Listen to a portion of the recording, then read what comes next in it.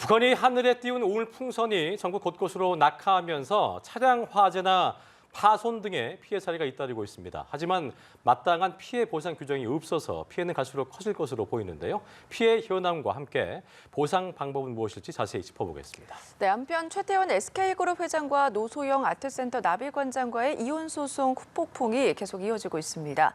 법원이 이혼 소송에서 20억 원이라는 이례적 위자료를 산정하면서 최 회장의 재산과 지출 등을 고려한 것으로 알려졌는데요. 네. 자세한 소식은 허주연 변호사와 함께 짚어보도록 하겠습니다. 어서 오십시오. 어서 오십시오. 안녕하세요. 네.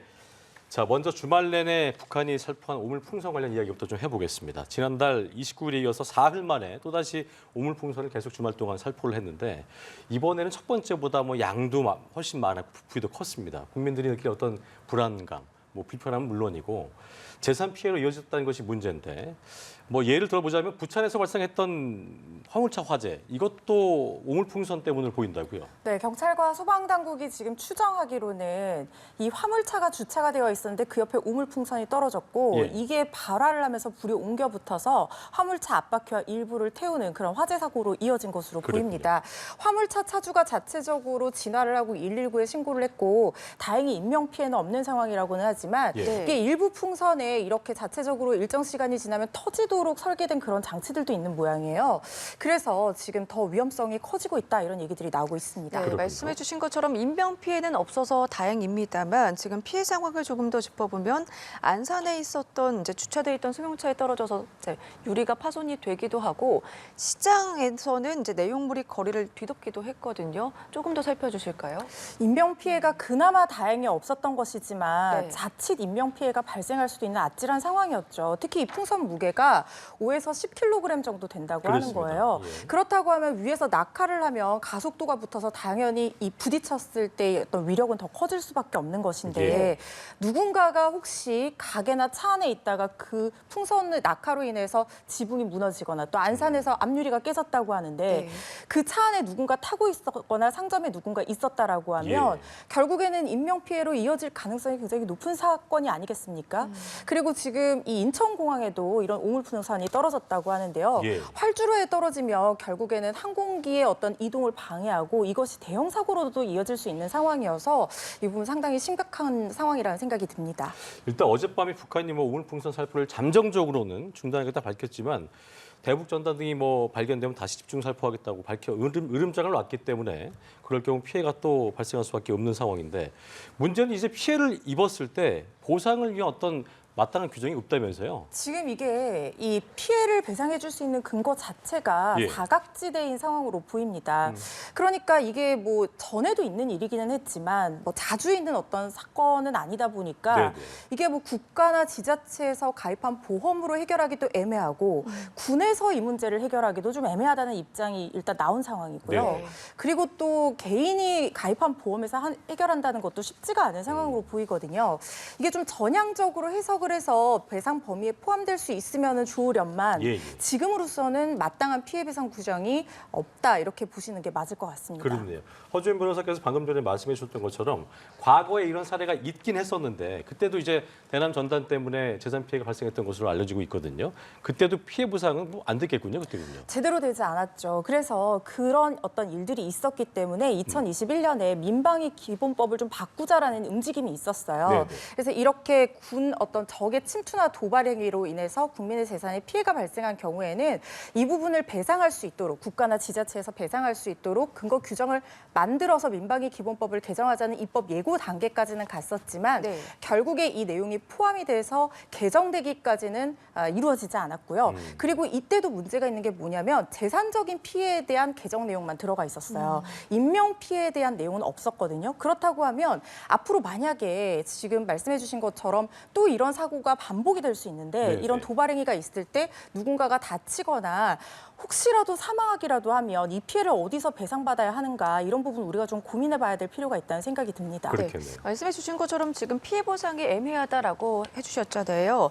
재난 등으로 인해서 피해 보상을 위해서 재난안전법이라는 게 있는데 이게 현행법으로 어떤 법인지도 좀 궁금하고 지금 같은 상황은 재난으로 인정이 되지 않는다면 앞으로 어떤 좀 대책이 필요할까요? 일단 재난안전법을 제가 검토를 해봤는데 이게 국민의 신체나 생명이나 재산에 피해가 봤을 때 좀 어떻게 도와줄 수 있는 그런 내용들을 전반적으로 규정하고 있는 법률이에요. 네.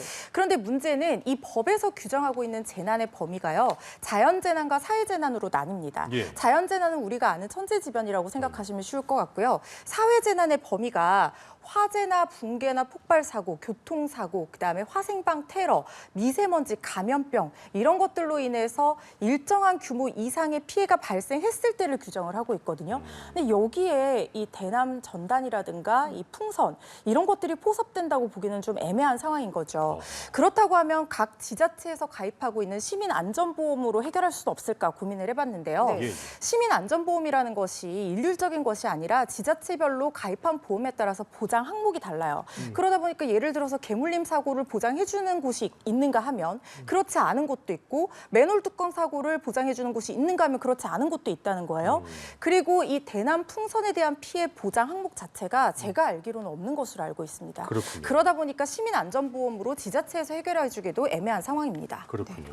그래서 지금 말씀하셨던 것처럼 법안 자체가 없기 때문에 이런 사건을 계기로 뭔가 좀 제도가 마련돼야 되지 않을까 싶은 생각이 드는데 당장의 국가적 보상이 좀 어려운 경우라고 한다면 민간 차원의 보험사 각자마다 이제 보험을 들고 있잖아요. 그리고 뭐 어떤 일상생활에서 배상 같은 것도 있고 하니까 보험 처리하는 방법 같은 거 없을지 궁금하실 것 같아요. 어떻습니까? 민간 보험에는 면책약관이라는 것이 있어요. 일반적으로 규정이 되어 있는 면책약관의 사유가 뭐냐면 네. 고의나 중과실로 발생한 사고라든가 아니면 전쟁이나 천재지변으로 인한 사고는 책임에서 면제된다고 규정을 하고 있는 것이 일반적입니다. 그러니까 이런 전쟁이나 천재지변으로 인한 사고를 보장해준다는 특약이 있으면 모르겠는데 일반적인 경우에 이게 원인이 된다고 해석이 되는 사고라면 민간 보험에서도 보장을 받지 못한다는 얘기거든요. 예. 그런데 이번 대남 풍선 이거를 우리 국민을 억류하고 있는 반국가단체가 휴전 정전 상황에서 어떤 대남 적화 활동의 일환으로 이런 행동을 한 것이다 이렇게 해석을 한다고 하면 이거는 전쟁에 수반하는 행위라도 평가될 여지가 있거든요. 그러다 보니까 민간이 가입한 보험으로 해결하기도 상당히 애매합니다. 그러다 보니까 결국에는 자비로 어떻게 해결을 하거나 자동차가 부서졌다고 하면 자차 처리를 하게 되는데 그런 보험 요율이라든가 보험료 증액과 같은 어떤 그런 부분이 발생할 수밖에 없는 피해를 내가 입어야 상황이거든요. 되는 거잖아요. 그렇죠. 그래서 이걸 좀 전향적으로 뭐 구상 청구를 하게 한다든가 면책약관에서 뭔가 예외 사유를 만든다든가 네. 뭐 이런 노력들이 좀 필요한 것이 아닌가 하는 생각이 듭니다. 예, 알겠습니다. 지금 오물풍선과 관련한 피해 상황과 보상 방법 좀 짚어봤고요. 네. 다음 사건으로 좀 넘어가 보도록 하죠. 최태원 회장과 노소영 관장 간의 이 세기의 이혼 폭풍 상당합니다. 지난주에 이제 항소심 결과가 나왔었는데 판결문이 공개가 되면서 이 파장도 더 높아지고 있는 상황이거든요. 특히 이번 항소심에서 20억 원이라는 이례적인 위자료를 산정을 했는데 이게 어떤 지출까지 포함된 건지 먼저 짚어주실까요? 위자료 액수도 상당히 놀라웠지만 네. 그 판단 근거로 지금 알려지고 있는 것이 최태원 회장이 동거인과의 관계를 유지하기 위해서 지출한 그 219억 원이라는 자금 네. 이것이 위자료 산정의 근거로 지금 적시가 되어 있는 상황으로 추정이 되거든요.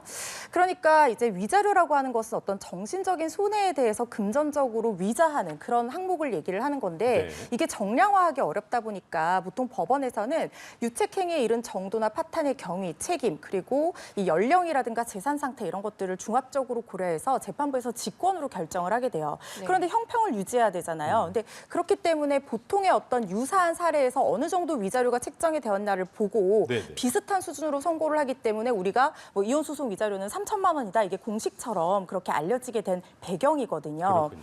근데 이거를 지금 그 판단의 근거로 물론 노소영 관장이 이런 파탄에 이르게 되기까지 뭐 암투병을 했던 사실이라든가 이게 알려지게 된 경위라든가 그리고 노 관장에게 생활비를 중단하면서 이 동거인에게는 생활비를 지원했다든가 이런 사정에 더해서 이 부부 공동재산의 감소를 초래한 부정행위로 인해서 공동재산의 감소를 초래한 이 행위 자체뿐만 아니라 네네. 그 금액까지도 위자료 산정에 판단이 됐다는 거예요. 그래서 원고, 그러니까 최태원 회장의 경제 수준이라든가 뭐 소비 성향, 그다음에 재산 규모 이런 것들을 다 고려를 했을 때 20억 정도의 위자료는 감수해야 된다. 이렇게 판단을 한 것으로 보여서 네. 이게 결국에는 이 부정행위를 위해서 소비한 재산까지 위자료 산정의 근거가 됐다는 점에서 상당히 주목할 만한 부분이다. 이렇게 평가할 수 있을 것 같습니다. 네.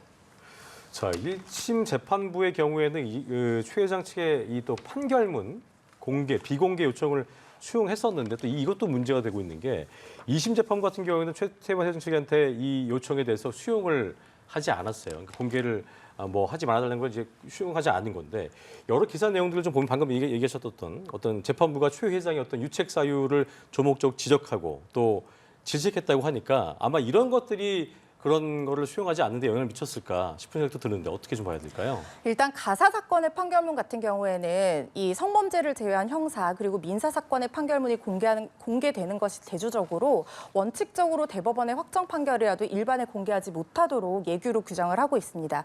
왜냐하면 가사 사건이라는 것이 워낙 내밀한 사생활적인 어떤 측면들이 판단의 근거로 다 적시되는 경우가 많다 보니까 그런 것들을 보호하기 위해서 이렇게 규정을 하고 있는데요. 네. 그런데 그렇다고 하더라도 법원 내부 전산망이 있습니다. 그 부분에 대해서는 재판장의 재량으로 공개를 할 수가 있거든요. 왜냐하면 법관의 어떤 이 판례 분석이라든가 학술 목적, 연구 활동 이런 것들을 어떤 공익적인 이유가 있다고 봐서 다른 사람들이 접근할 수 있는 그런 일반 공개가 아니라 예. 법관이라든가 법원 직원만 제한적으로 접근할 수 있는 이른바 인트라넷에 공개할 수 있도록 되어 있거든요.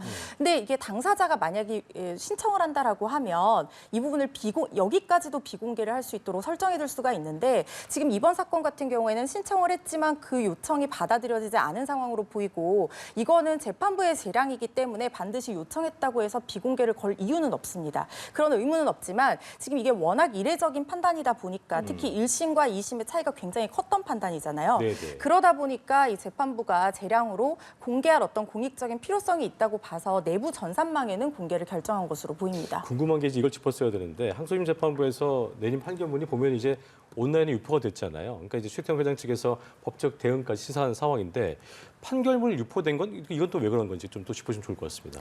그러니까 누군가 이 내부 전산망에만 공개된 판결문을 이 온라인으로 유통을 한 것으로 보여요. 그런데 통째로 유통을 한 게 문제인 거라는 생각이 듭니다. 일단 원칙적으로 가사 사건의 판결문은 비공개가 원칙이기 때문에 공개가 돼서도 일단 지금 예규상으로는 안 되는 부분이지만 문제는 판결문에는 굉장히 많은 개인정보와 또 이 사건 혼외자의 어떤 개인정보 이런 것들도 다 들어있을 거란 말이죠.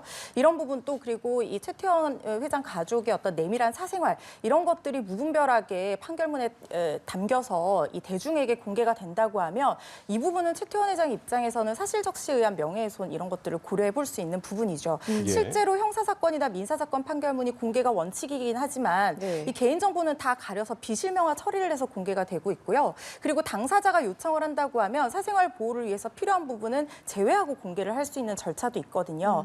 이런 측면에서 비추어 본다면 원칙적으로 비공개가 맞는 이 가사 사건 판결문이 이렇게 개인정보까지 포함해서 무분별하게 유통되고 있다는 점에서는 비방의 목적이 있다고 하면 이 부분은 형사처벌 대상이 될 가능성도 있어 보입니다. 네. 자, 그렇다면은 이게 아까 이제 다시 앞으로 돌아와서 그 20억 판결에 대해서 정신적 손해를 산정하면서 물질적인 부분도 고려한 판단이라는 평가가 나오고 있는데 일각에서는 이제 재산이 많다는 이유로 정신적 손해배상액이 커지는 것은 형평성에 문제를 줄 수도 있다. 이런 지적도 나오고 있는 상황에서 이 판결이 나중에 최종적으로 확정이 된다면 향후 유사한 판결에서는 뭐 어떤 영향을 좀 줄까 궁금하네요.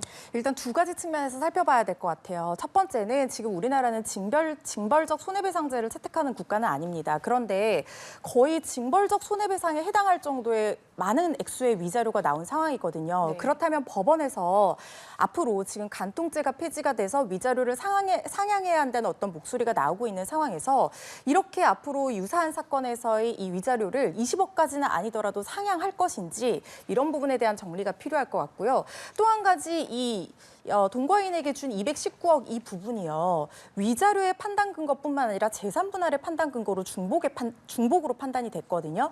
근데 사실 위자료가 이렇게 일정하게 3천에서 5천을 넘지 않는 지금 이 상황에서 실제로 이 부부 생활을 하다가 외도나 불륜 행위로 이렇게 재산을 소비한 경우에 이 부분을 참작할 수가 없어서 예. 변호사들이 실무적으로 소송을 하면서 이 부분을 재산 분할 적어도 비율을 산정하는 데 있어서는 좀 참작해달라는 요구들을 많이 했었어요. 그리고 네. 바로 이 재판부가 최근에 다른 사건에서 이 유책 배우자에게 이 소비한 재산의 어떤 그런 책임을 물어서 유책 배우자에게 불리한 재산 분할 판결로 조정을 했고 이게 대법원까지 올라갔는데 심리 불속행으로 결국에는 확정이 됐단 말이죠. 네. 근데 그때는 위자료가 3천에서 5천 수준이었기 때문에 이렇게 이 외도 행위를 유지하기 위해서 소비한 재산을 재산 분할 비율의 판단 근거로 삼았던 것인데 지금 이 사건에서는 위자료를 판단하는 판단 근거로 삼은 동시에 재산 분할에서도 이 219억이 들어갔거든요. 예. 그래서 앞으로 원칙적으로 재산 분할과 위자료는 별개의 항목이기 때문에 우리 법원에서 이 부분을 도대체 판단 근거로 삼을 것인지 삼는다면 어느 항목의 판단 근거로 삼을 것인지 이런 부분도 정리가 돼야 되는 부분이라고 생각을 하고 아마 대법원에서 이런 것들도 논의가 될 것이라는 생각이 듭니다. 네. 그렇군요. 이런 가운데 지금 SK 측에서는 이혼 소송 관련해서 대책 논의 긴급회의를 열었습니다. 앞서 속보에 따르면 이제 개인적인 일로 SK 구성원과 이해관계자 모두에게 심려를 끼쳐서 죄송하다. 뭐 모두에게 부정적인 영향이 없도록 최선을 다하겠다. 최태원 회장이 이렇게 네. 얘기를 했거든요. 이게 과연 뭐 재판 결과가 어떤 영향을 미칠지도 좀 궁금하면서 노소영 측에서는 SK 우후 지분 생각할 때는 아니다. 우후 지분 보도에 대해서 결정된 거는 없다. 이런 입장을 말을 했습니다. 이 부분은 좀 어떻게 바라보시는지요? 이거는 노관장의 입장을 우리가 섣불리 판단해서는 안 되는 부분이라고 생각을 합니다. 네. 그러니까 우호 지분으로 할 생각이 없다라는 것이 곧 SK의 적대적인 행위를 할 것이다라고 해석될 수는 없는 부분이거든요. 왜냐하면 아직까지 대법원 상고심이 남아있는 상황입니다.